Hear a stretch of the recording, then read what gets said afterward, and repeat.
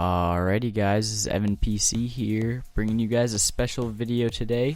This will be our 2015 Enthusiast gaming build. Now you're going to want to start off by installing your CPU. To do this, you just lift up the retention arm on the CPU socket and insert the CPU with the golden triangle facing the corresponding triangle on the side socket.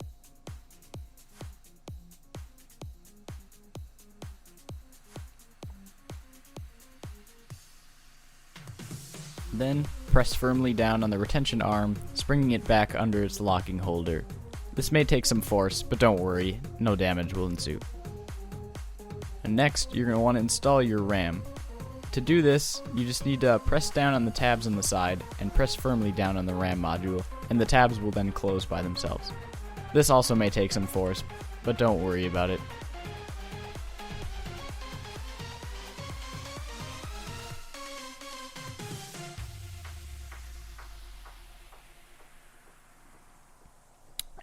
After these steps are done, you're going to want to apply some thermal paste, because next we'll be installing the CPU heatsink.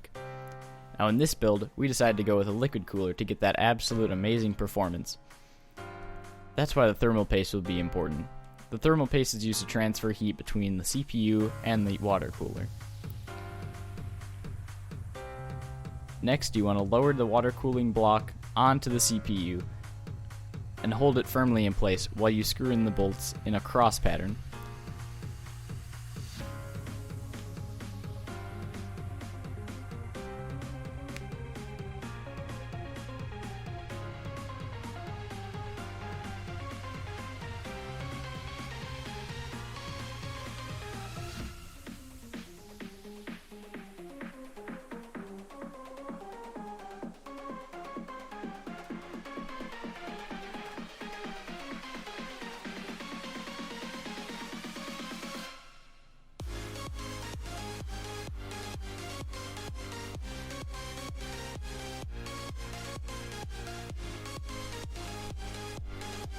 Once you have these bolts screwed down finger tight, you're going to want to make sure that they're screwed down extra tight to ensure that the CPU is making firm contact with the heatsink.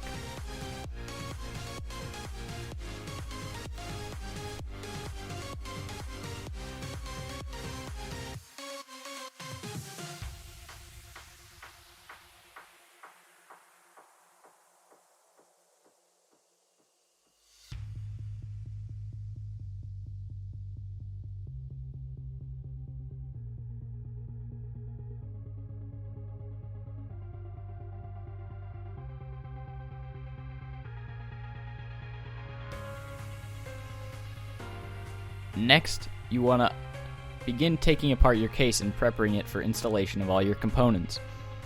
This means taking off the front panel, back panel, top panel, and front panel.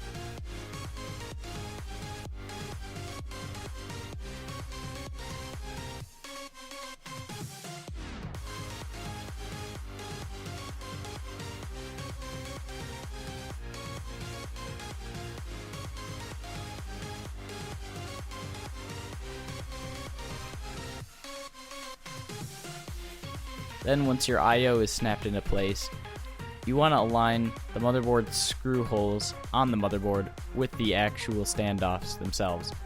In this case, it happens to have a motherboard standoff screwed without a hole, but instead a peg to hold the motherboard in before you install the screws. This comes in handy in a situation like this, where I'll be doing multiple things at once.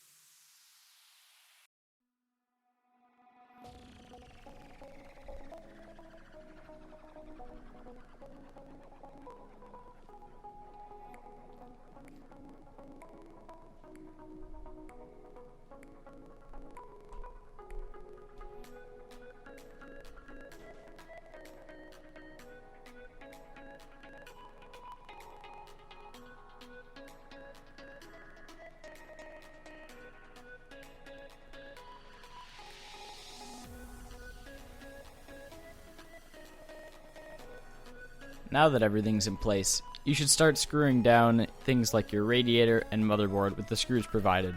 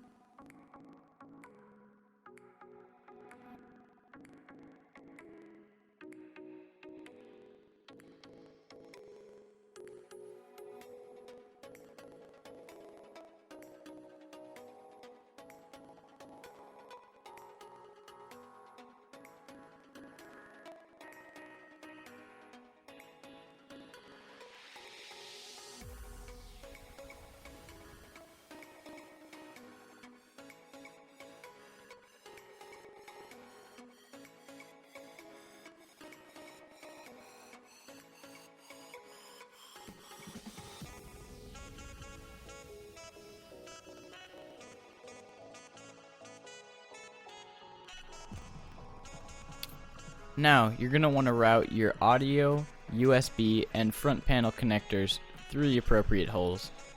You don't want them necessarily running across the front of your motherboard, so using these handy dandy holes to bring them right where they need to be on the motherboard.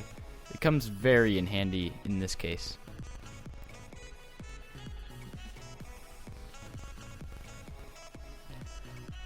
When installing motherboard I/O connectors, don't feel ashamed to consult your manual. Every motherboard's different.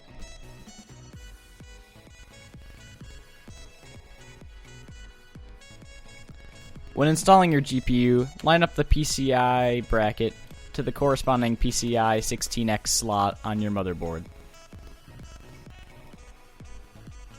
Then push down firmly, and you should hear a loud snap, but that's alright.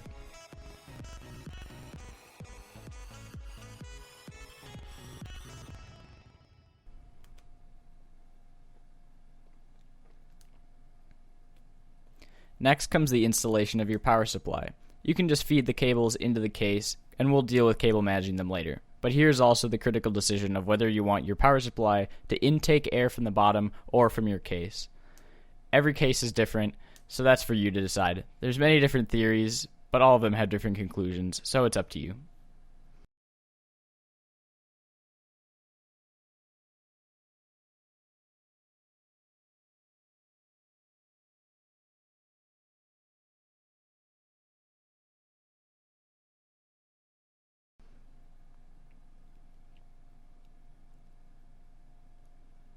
Next, you're going to want to start sorting through the cables and routing necessary ones to where they need to be.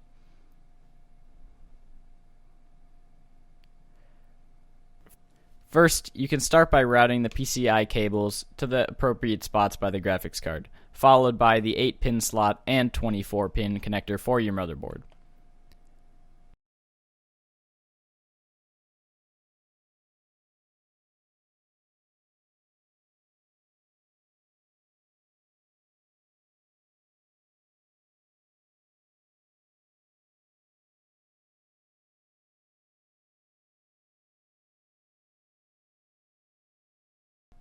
Next, you'll need to plug these all into their corresponding spots.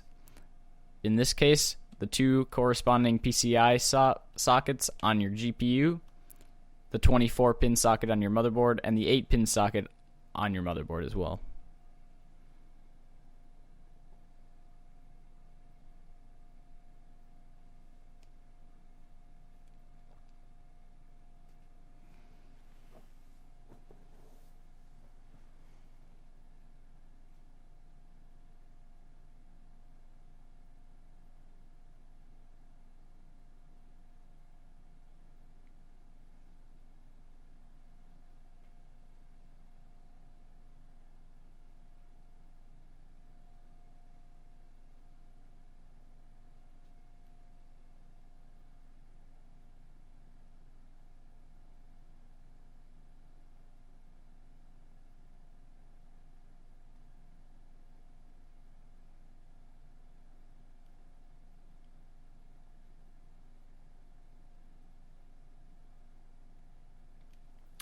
Next is an important decision.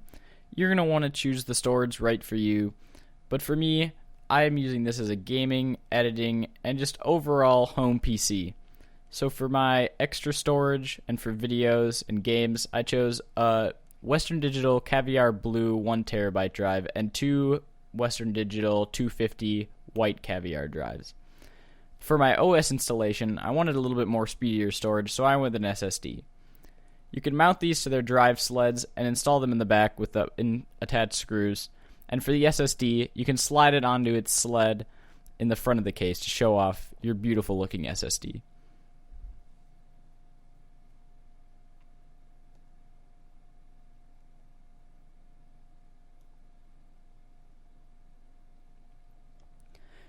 Next, you're going to need to connect some of these with the SATA power included on your power supply. Frequently, these power supply cables will come in chains, which comes in really handy for multiple drives all in a row. So select one of these chains and start from the top, going down, powering all of your drives.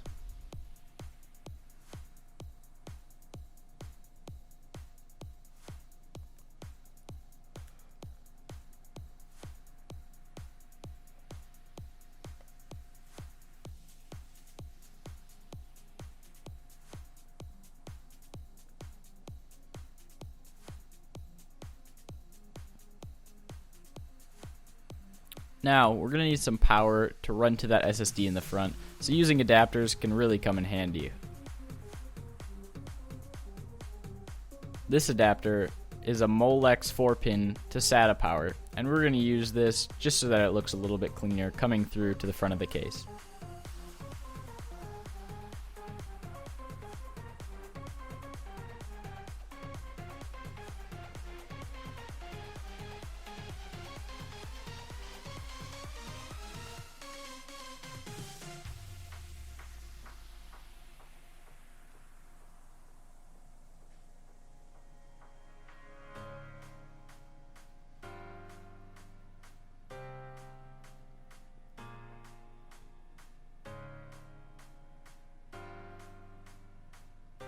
Next, you'll need to connect all of the data connections, because power cables aren't enough.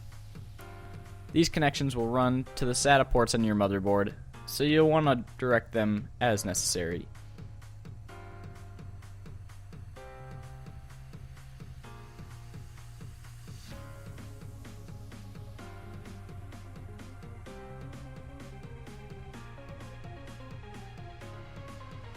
Connecting these drives is long debated, but generally the OS carrying drive should be plugged into the spot on your motherboard labeled SATA port 1.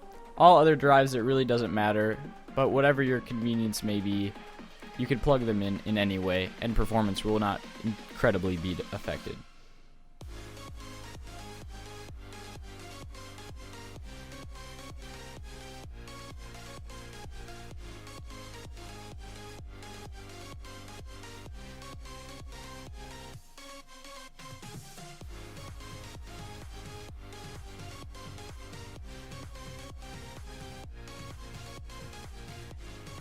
After plugging in the last data connection, your PC is finished.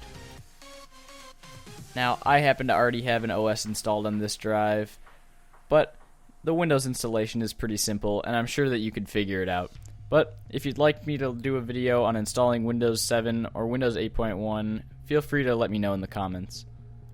Now, the 2015 Enthusiast build is over. Now, if you're like me and want to jazz things up a bit, adding LED strips is usually a good idea.